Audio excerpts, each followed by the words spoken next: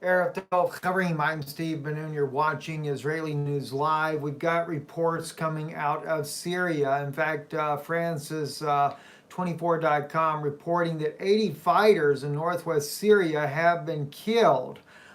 This is, of course, latest skirmishes going on over in northwest Syria around Hama.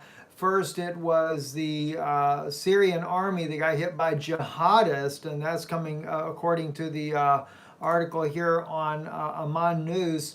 The jihadist offensive on northern Latvia resulted in 22 Syrian soldiers being killed. And of course, another article that came out as well saying the jihadists also suffered heavy losses. Well, if 22 Syrian soldiers were killed and the others were suffering heavy losses, I guess that puts the number of about 58 on the jihadist side and the losses that they had on this confrontation thus far. Now, there's already a fight begun once again to take back the area near Hama in the area of Latvia there that was lost by the Syrian military tonight. And they are already in heavy clashes once again. Now, France 24 says that more than 80 fighters were killed in clashes Thursday between the regime and jihadist-led forces in northwest Syria as violence raged on the edge of the opposition bastion despite a September truce deal. In a nearby Afrin, a car bomb killing 13 people in the latest violence to hit the city that Turkey-backed rebels seized last year from Kurdish fighters. And I can show you that car bomb right here. They say on here, according to Amman News, 11 were killed, 5 were injured. So I don't know if France has got a little bit different report on that or not. But it is certainly, the fighting is raging on. It's getting worse. We know that the Kurds had the town of Afrin, and they lost this to the Turkish militants that overtook this city. And that was after the negotiations actually failed between the Syrian government and the Kurds that were in that area, trying to come to some agreement where they could work together. The Kurds did not accept the support of the Syrian military, and therefore the city of Afrin was lost to the Turks instead of the two of them helping each other out. This was also something interesting. The Turkish occupation forces and their terrorists bulldozed archaeological hills in Afrin. Rare statues, sculptures were found dating back to the first millennial BC in the Roman era. Someone should put an end to this unjust aggression. We're losing our history. Well, let me just say this to those of you that are in Syria. Of course, our heart goes out to you guys of what's happening there, but that's a global thing that's going on right now. They're wanting to destroy history across the planet.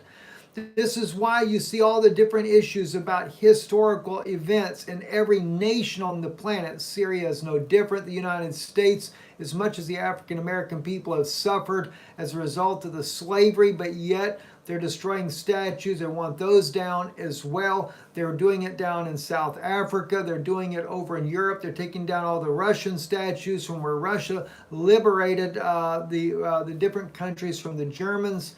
Everything you see everywhere is being destroyed. Why? New World Order is going to have a brand new history. And so there's going to be a lot of us, especially us that are older, that will be considered the undesirables.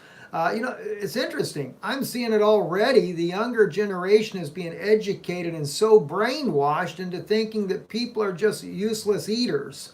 That's really what it comes down to. And so therefore, if you're not going to serve a purpose in this new world order system, you're just useless eaters. And so they're not going to really much care because they're being re-educated to think this way in the first place. And so a lot of changes are coming. It's one reason why we see so many things that are popping up, like the Noahide law system and the education system here in the United States and around the world, other places as well.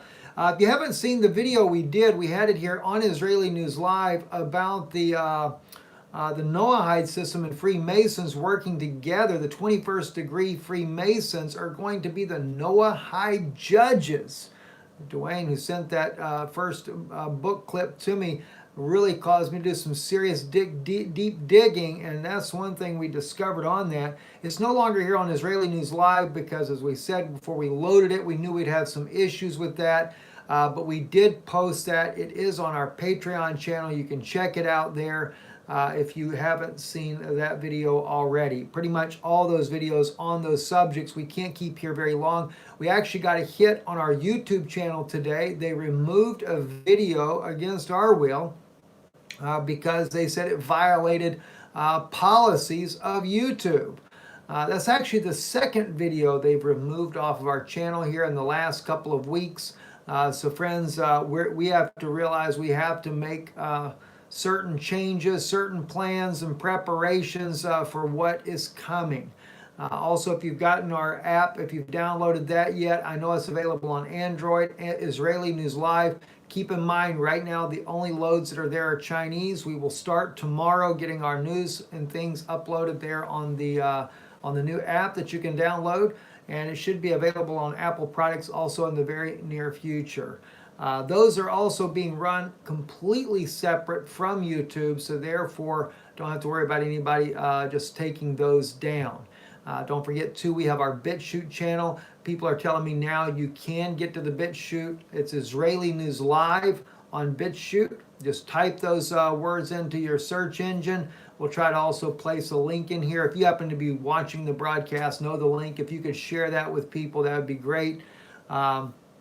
We're just looking at all different kinds of avenues. We also notice in our Vimeo channel, which is what we use to load to our Patreon channel, we had several videos removed from there as well. They don't want you knowing the truth, and this is why we say, if you believe in the truth, you want to know what's right, support the work we're doing. We really appreciate it. We need your help because we are working desperately in the background, trying to find new ways, new inventive ways, and you'd be surprised. You won't know it as of yet, but we have made several steps already that we can't speak about to make sure the truth can get into your hands in the not so distant future when those things are taken away.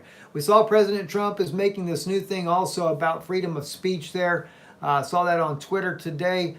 Hey, I'm all for it. If he does it, to me, it's a campaign thing in order to get more people to vote for him besides the Christians, since the Christians may not be as strong enough for him this time around. So he's also going for the common everyday people that believe in freedom of speech.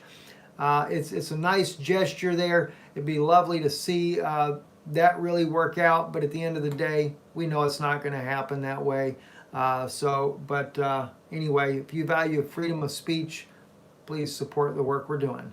You can support at IsraeliNewsLive.org or by mail, which we'll have that in the description box here below. Thank you for watching. I'm Stephen Ben-Nun with Israeli News Live. Erev Tov.